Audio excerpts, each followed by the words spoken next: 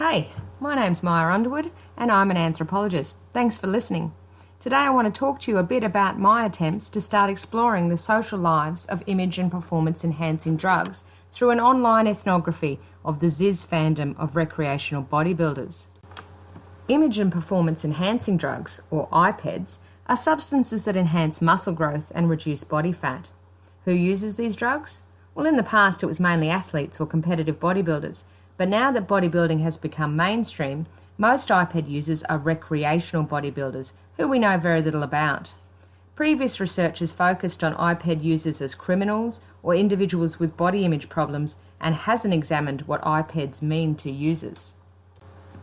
This is the first study internationally to focus on recreational use and to approach IPEDs as having social lives. That is, I looked at the meanings IPEDs acquire through social interactions and also how IPEDs change how people interact with each other.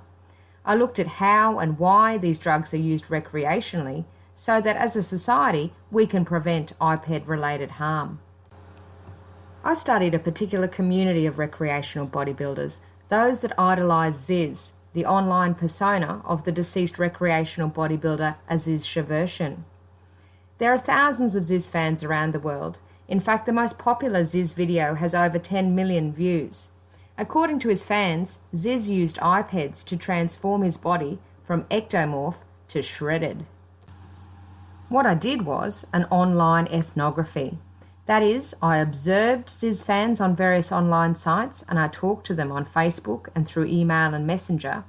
And as much as possible, I also participated in the Zyzz fandom by trying to live like a Zyzz fan.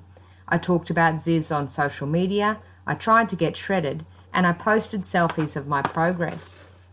Not all of the Zyzz fans I observed and talked to used IPEDs, but all had something to say about them. Zyzz fans said that IPED prohibition was failing. They said that IPEDs were being used regardless of the law, and all prohibition was doing was causing harm by stopping users from getting information, support, and medical advice. They didn't see their decisions whether or not to use IPEDs as an issue of right or wrong because they were not athletes. It ain't cheating if you ain't competing. Some said IPEDs were normal in their social circle and all of them idealised IPED-enhanced bodies whether or not they intended on using IPEDs themselves. Zyzz fans explained that IPEDs not only made an individual bigger and leaner, but they were a shortcut that allowed them to get shredded while they were still young. Different IPEDs allowed individuals to tailor their body to create their own specific look. What's more, IPEDs allowed individuals to have a more sociable lifestyle while getting shredded, as they didn't have to be quite as strict regarding diet and exercise.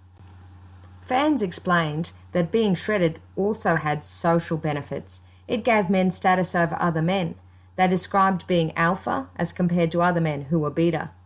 Zyzz and some fans said that it also gave them power over women. A shredded body attracted women so men didn't have to chase them, and it also gave men the ability to be selective and reject women. Indeed, some saw a shredded body as a way to get revenge on women for rejecting them before they were shredded. Competitive bodybuilders use IPEDs so as to be competition ready and therefore often cycle their IPEDs. That is, they alternate periods of IPED use with post-cycle therapy. As recreational bodybuilders use them to look good all the time, they use IPEDs differently.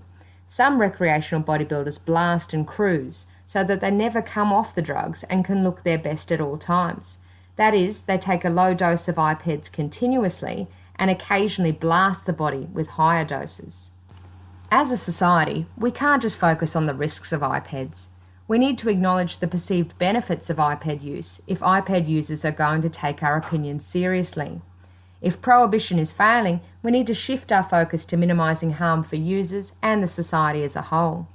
An important first step is to bridge the divide between bodybuilders and the medical and scientific communities by building mutual respect. We could do this by improving access to research results and conducting research in consultation with bodybuilding communities. Hopefully, my research is a first step towards achieving these things. If you're interested in learning more, you can access my full paper for free until December 7, so put this URL into your browser. If you'd like to give me feedback on my ideas or participate in my research, contact me through social media. Thanks for listening, and I hope to hear from you.